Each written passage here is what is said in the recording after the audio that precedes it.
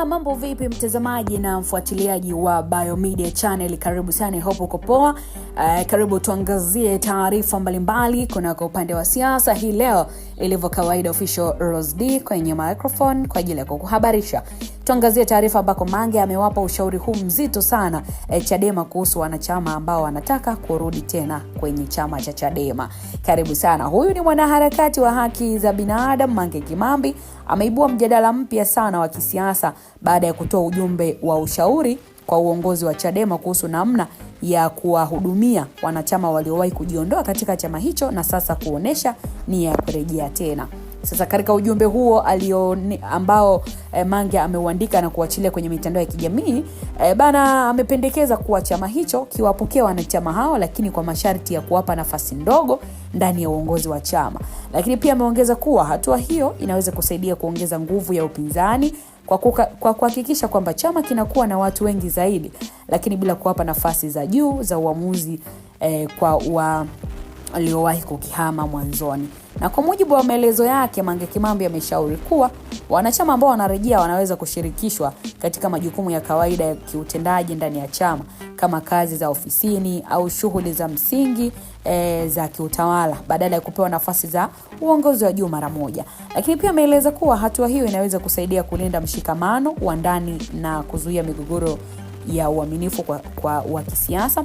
Lakini katika maelezo yake pia Mange amefananisha mwelekeo huo na kile alichodai kuwa kilifanyika ndani ya chama tawala, Chama cha Mapinduzi, baada ya uchaguzi mkuu wa mwaka 2015. Akadai kuwa baadhi ya waliorejea waliwekwa katika nafasi za chini sana za uongozi kama njia ya kudhibiti ushawishi wao wa moja kwa moja ndani ya chama.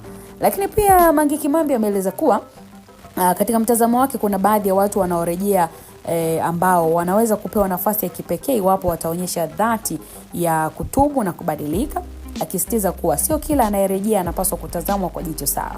Hata hivyo, anaongeza kuwa wengi wanapaswa kupokelewa kwa tahadhari ili kulinda nidhamu ya chama cha Chadema. Sasa kauli hiyo imeibua hisia tofauti miongoni mwa wadau wa siasa na wanachama wa Chadema, ambapo baadhi wanaona kuwa ni ushauri wa kimkakati unaolenga kuimarisha mshikamano wa ndani ya chama, huku wengine wakiona inaweza kuchochea migawanyiko na kuleta hisia za kutoaminiana miongoni mwa wanachama. Wachambuzi wa siasa wanasema kuwa hoja kama hizi zinaakisi changamoto ya vyama vya upinzani katika kusimamia mabadiliko ya wanachama na kudumisha nidhamu ya kisiasa bila kuvunja msingi ya maridhiano ya ndani. Wanaeleza pia kuwa vyama mara nyingi hukabiliana na swali gumu kati ya msamaha wa kisiasa na ulinzi wa uaminifu wa muda mrefu.